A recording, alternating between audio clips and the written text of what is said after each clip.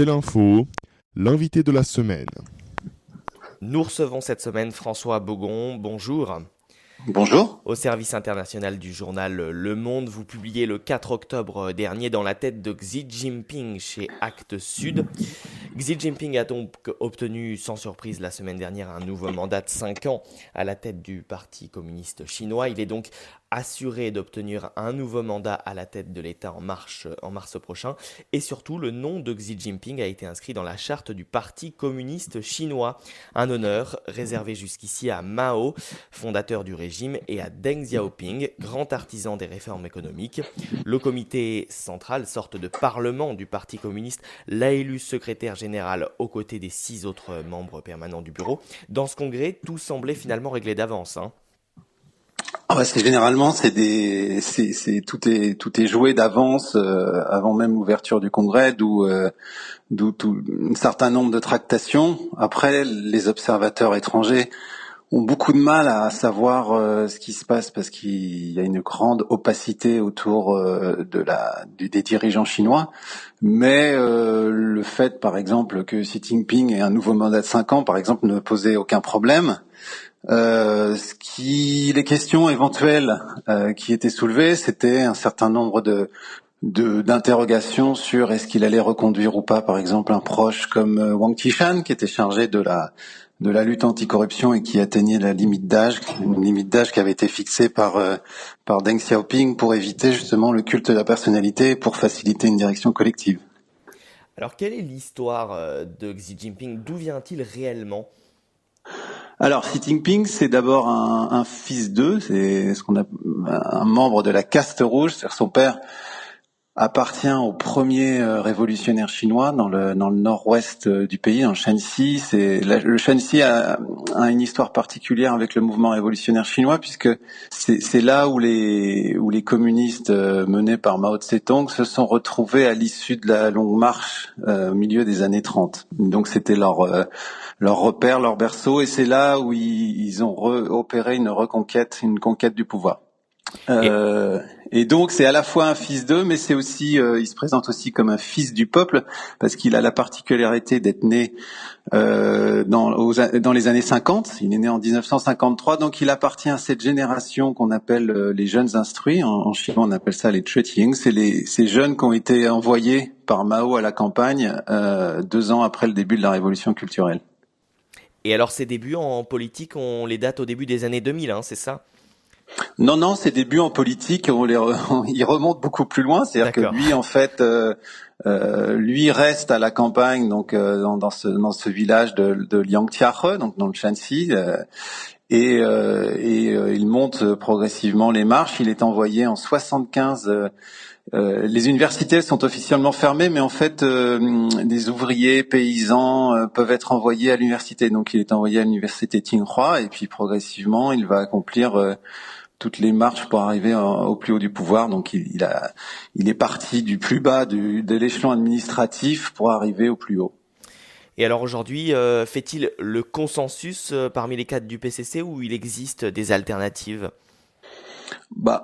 En tout cas, ce qu'on peut voir de l'extérieur, c'est qu'il y a aucune opposition. C'est qu'il est arrivé en tout cas, à se débarrasser des rivaux potentiels au nom de la lutte anticorruption. Et donc ce qu'il montre, c'est un parti communiste totalement uni derrière lui, et cette capacité à inscrire son nom dans la charte du parti montre que son pouvoir est absolu d'une certaine manière. Après, il est difficile de dire dans un pays comme la Chine que le parti dans son entièreté est derrière lui, parce que on n'a pas la capacité de le dire. J'imagine qu'il y a des oppositions, il y a des divergences, mais en tout cas pour l'instant elles sont tues. Et alors François Baugon, c'était une question d'un auditeur qui nous l'a posée il y a quelques semaines de cela, puisque finalement les institutions chinoises sont assez complexes à comprendre. Les Chinois votent-ils à un moment dans le système chinois? Pas du tout. Il y a eu des expériences de vote au niveau local. Ouais. avec des candidats qui peuvent se présenter, mais en fait depuis quelques années, elle continue, mais en tout cas au sein des échelons supérieurs, c'est le parti qui détermine tout. Donc il y a aucun vote. Il y a un vote des membres du parti, mais c'est pas du tout un système démocratique comme certains pourraient le faire croire. Alors, sous le mandat Xi Jinping, le pays a lancé une vaste lutte contre la corruption, touchant aussi bien les tigres, les hauts dirigeants, que les mouches, c'est-à-dire la base. La Chine a surtout connu une réduction sensible des libertés avec le contrôle renforcé d'Internet, des vastes coups de filet contre les militants des droits de l'homme en 2015 ou encore la mort en prison du dissident chinois Liu Xiaobo, prix Nobel de la paix en 2010. Y a-t-il néanmoins un semblant de liberté d'expression en Chine et surtout des protestations qui peuvent se faire ? Alors juste, on parle beaucoup des tigres et des mouches, mais aussi il faudrait rajouter dans la phraséologie les renards. C'est les cadres corrompus qui se sont enfuis à l'étranger et que les Chinois veulent absolument récupérer. Ça, c'est un élément important de la lutte anticorruption aujourd'hui. D'accord. Est-ce qu'il y a des éléments de liberté? Alors après, il y a des éléments de liberté dans la sphère privée, ça c'est évident. Ça, c'est pas du tout un système totalitaire où le régime contrôlerait les esprits comme il l'a fait sous la révolution culturelle. C'est une société beaucoup plus libre, développée que à cette époque. Après, dans la sphère publique, non, il n'y a plus du tout d'espace de liberté. Ce qu'on a vu sous le premier mandat de Xi Jinping, c'est un resserrement des espaces de liberté, c'est une répression de la société civile. C'est passé notamment par les avocats, par exemple, ou les journalistes. Et alors à l'avenir, est-ce qu'on s'attend à une censure encore un peu plus sévère de l'Internet? On le sait, hein, Google, YouTube, des sites tels quels sont remplacés par des équivalents chinois dans le pays. Ah, plus sévère, je ne sais pas. Pour certains sinologues, il y a des phases de 10 ans de resserrement, après un peu de desserrement. Là, on assiste à une phase de resserrement avec la volonté de contrôler notamment non seulement l'internet, mais je dirais les réseaux sociaux, contrôler les réseaux sociaux comme le régime contrôle les médias officiels, c'est-à-dire d'instaurer à la fois un système de censure, mais surtout, ce qui est plus important, d'autocensure. En matière d'économie, à présent, François Bougon, le président chinois, doit affronter d'immenses défis dans les 5 années à venir. Le premier d'entre eux, relancer l'économie du pays, qui tourne quand même au ralenti ces dernières années. 6,7% de croissance en 2016, on était à 10,6% en 2010, c'est des chiffres de la Banque mondiale. Quels sont les remèdes proposés par Xi Jinping pour refaire partir le modèle chinois ? Alors après, sur les chiffres, faut faire attention parce qu'il y a une volonté quand même de ne plus être dans une croissance quantitative avec une croissance à 2 chiffres. Donc là, sur les croissances à 6 ou 7%, si elles sont plus qualitatives, ça ne pose pas de problème. La difficulté à l'heure actuelle pour l'économie chinoise et pour Xi Jinping, c'est de transformer un système, un modèle hérité de Deng Xiaoping, donc ce modèle qu'on connaît, hein, qui a fait la richesse de la Chine, c'est-à-dire basé à la fois sur les exportations et puis les bas salaires. Et aujourd'hui, toute la question est de pouvoir orienter cette économie sur à la fois plus de consommation, moins de secteurs à bas coût, de secteurs à basse valeur ajoutée pour monter en gamme. Donc voilà, ça c'est tout l'enjeu de Xi Jinping et c'est ce à quoi on assiste aujourd'hui, cette espèce de volonté de passer on est en pleine transition en fait. Ouais, fini l'atelier du monde chinois, on passe maintenant vers plus de haut de gamme, hein. Exactement. En fait, il y a Xi Jinping, si on veut essayer de comprendre ce qui se passe, c'est qu'il est à la fois sur la volonté d'imposer un nouveau modèle économique, ce qu'il appelle une nouvelle ère, et puis aussi un nouveau modèle politique. Donc, c'est une Chine puissance et qui aura la capacité de développer des secteurs de haute technologie, des champions nationaux, d'où la volonté, par exemple, de soutenir des entreprises comme Alibaba, Tencent, mais aussi d'aller sur des secteurs comme l'intelligence artificielle, les voitures électriques. Mhm. Donc on le voit, Xi Jinping finalement a promis de libéraliser davantage cette économie, hein, en voulant traiter équitablement les entreprises étrangères sur le marché chinois. Mais toutefois, hein, l'Union européenne et les États-Unis accusent régulièrement Pékin de favoritisme envers ses champions nationaux et surtout de protectionnisme, ce qui multiplie les enquêtes commerciales à son encontre. Oui, il n'y a pas de volonté, il y a pas vraiment. Alors, il faut faire attention avec Xi Jinping, en tout cas sur ce discours de la globalisation, de l'ouverture économique. Il y a à la fois il y a les déclarations et puis il y a les actes. Hein. Dans les actes, et c'est ce que relèvent de plus en plus les Américains et les Européens, c'est qu'il n'y a pas vraiment d'ouverture et qu'il n'y a pas d'accès équitable au marché chinois, notamment sur les commandes publiques. Donc, ce à quoi on assiste, et en fait, je pense que c'est aussi la conséquence d'un certain nombre de mouvements politiques populistes, ou l'émergence de Trump en Europe ou de l'extrême droite, c'est de la part à la fois des Américains et des Européens une volonté de demander aux Chinois plus de comptes, et puis notamment en ce qui concerne les Européens, de relancer des politiques anti-dumping. Alors, Xi a beau avoir affirmé lutter contre les inégalités sociales, la Chine reste l'un des pays les plus inégalitaires au monde. Quelles sont les grandes réformes annoncées par Xi Jinping pour lutter contre ces inégalités et puis aussi pour favoriser, on le sait, elles sont très nombreuses en Chine, les classes moyennes? Bah, il y a pas de, il y a un discours général. Hein, si vous avez écouté le discours du premier jour du congrès du 18 octobre, il y a une feuille de route, c'est-à-dire en deux étapes. D'abord arriver à une société de moyenne aisance, c'est en 2021, 2035. Alors cette société de moyenne aisance, qu'est-ce que c'est? Ça veut dire c'est une société, c'est un concept emprunté au confucianisme, c'est une société où tout le monde se sent bien, où donc les inégalités sont moins fortes. Et puis après, en 2049-2050, arriver à une société puissante, alors ce qu'il appelle une civilisation démocratique, harmonieuse, socialiste, avec une belle civilisation.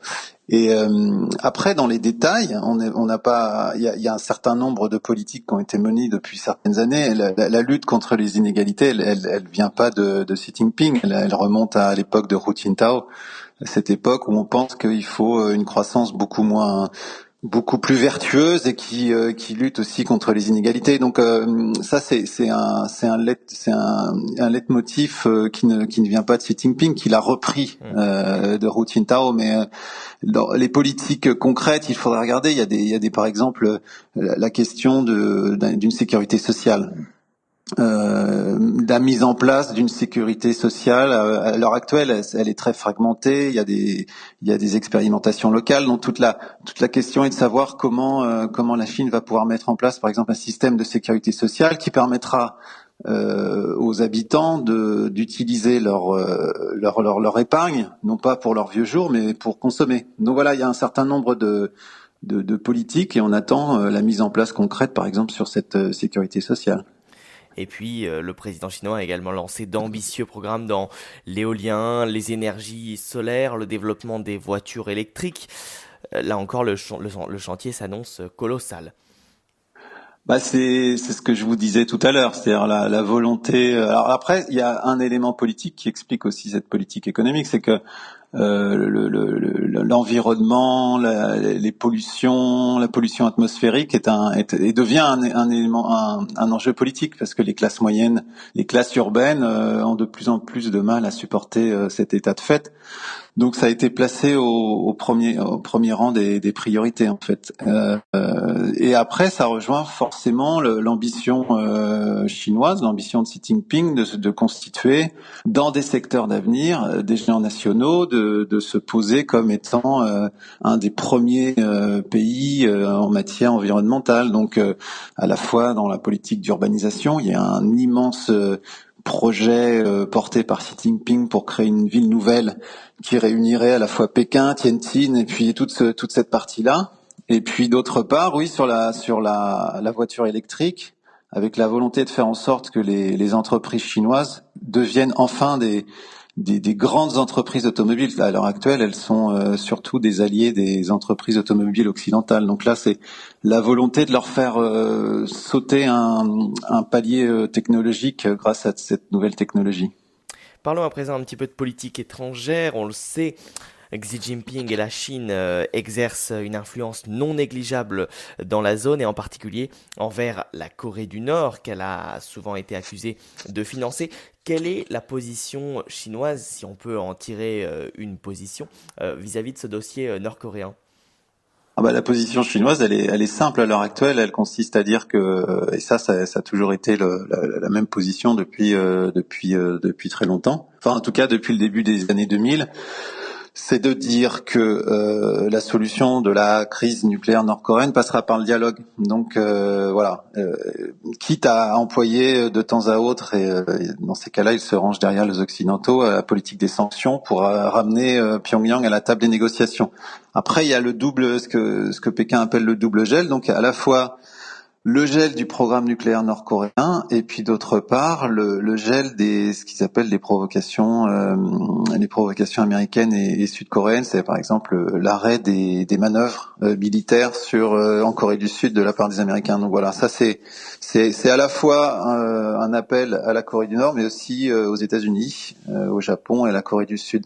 Donc la position de Pékin est constante là-dessus, c'est de toute façon la crise nord-coréenne passera avant tout par un dialogue et un retour à éventuellement une structure qui avait été mise en place qui s'appelait le dialogue à 6, qui était hébergé par Pékin et qui régulièrement accueillait les différentes délégations des 6 pays, donc à la fois les 2 Corées, la Russie, le Japon, les États-Unis, et autour d'une table en fait. Donc voilà, ça c'est. Après il y a la complexité, c'est que désormais la Corée du Nord a la capacité s'est dotée d'une arme nucléaire. Et donc, je ne vois pas comment Pyongyang accepterait de revenir à une table du dialogue pour se dénucléariser. Donc là, c'est assez compliqué. Je pense qu'il y a une certaine, non pas naïveté, mais la croyance aux États-Unis que la clé de la résolution de la crise passe par Pékin, alors qu'en fait, Pékin ne détient pas n'a pas un levier suffisant sur la Corée du Nord. Mhm. Et alors à échelle régionale, la Chine souhaite tout de même s'imposer comme le leader de la région. Elle s'oppose notamment à l'entrée dans l'ASEAN de l'Inde pour contrer l'un de ses grands rivaux historiques, le Japon. De toute façon, la Chine, elle se pose avant tout comme une puissance régionale asiatique. Donc, en tout cas, sur son périmètre régional et en Asie-Pacifique, elle vise clairement à ce que les États-Unis soient pas présents. Donc, et elle considère le Japon comme étant l'allié principal des États-Unis dans cette région. Après, sur l'Inde, c'est une rivalité de grandes puissances asiatiques avec des différents territoriaux, et ça passe notamment par cette question par exemple de l'ASEAN. Mais l'ASEAN aujourd'hui, on a vu progressivement Pékin consacrer énormément de moyens à l'ASEAN, mettre beaucoup de diplomates, et aujourd'hui en fait Pékin a réussi à de fait contrôler l'ASEAN en jouant par exemple sur le Cambodge. Donc le Cambodge est un acteur clé pour le contrôle de l'ASEAN de la part de Pékin. Et alors avec la France, on a vu le président Emmanuel Macron inviter et ménager le président américain Donald Trump. Qu'en est-il des relations avec son homologue chinois? On le sait, les relations sino-françaises sont surtout d'ordre économique aujourd'hui. Oui, après il y a c'est depuis Jacques Chirac, il y a ce qu'on appelle un partenariat stratégique global, et donc je crois que c'est une relation qui est à la fois marquée par une forte relation économique, mais aussi du fait que la France se trouve au Conseil permanent des Nations Unies. C'est aussi un partenaire important sur les questions globales. Je crois qu'il y a, de la part de la France, il y a à la fois une envie d'attirer par exemple des investisseurs chinois, et puis de privilégier un dialogue sur des dossiers d'importance comme par exemple la crise nord-coréenne, ou en Afrique ou au Proche-Orient. Alors l'Afrique, justement, hein, pour terminer cette entrevue, les Chinois sont de plus en plus présents en Afrique, investissent les terres, organisent des sommets. Que cherche réellement la Chine en investissant autant en Afrique, damer le pion des États-Unis, de l'Europe? Non, je crois pas. Je pense que il y a deux choses. Je pense qu'il y a une présence de plus en plus importante en Afrique, mais qui s'explique avant tout par une recherche de matières premières. Et puis après, la présence chinoise, elle se fait aussi d'un point de vue stratégique avec l'ouverture d'une base à Djibouti. Est-ce qu'il y a la volonté de remplacer les Chinois, les Américains et les Français? Je crois pas. Je pense qu'il y a une volonté d'être présent. Et puis il y a de plus en plus de Chinois. Je crois que un chiffre comme 2 millions de ressortissants chinois a été avancé. Donc en fait, de fait, la Chine doit se préoccuper de la sécurité de ses ressortissants. On l'a vu au moment de la crise libyenne, ils ont envoyé des bateaux pour évacuer leurs ressortissants. Donc maintenant, de fait, ils sont obligés d'être présents en Afrique parce que pour des questions de sécurité pour leurs ressortissants. Merci beaucoup François Bougon d'avoir accepté notre invitation au service international du journal Le Monde. Et puis je vous invite vivement à lire son dernier livre, Dans la tête de Xi Jinping chez Actes Sud. Merci beaucoup. Merci.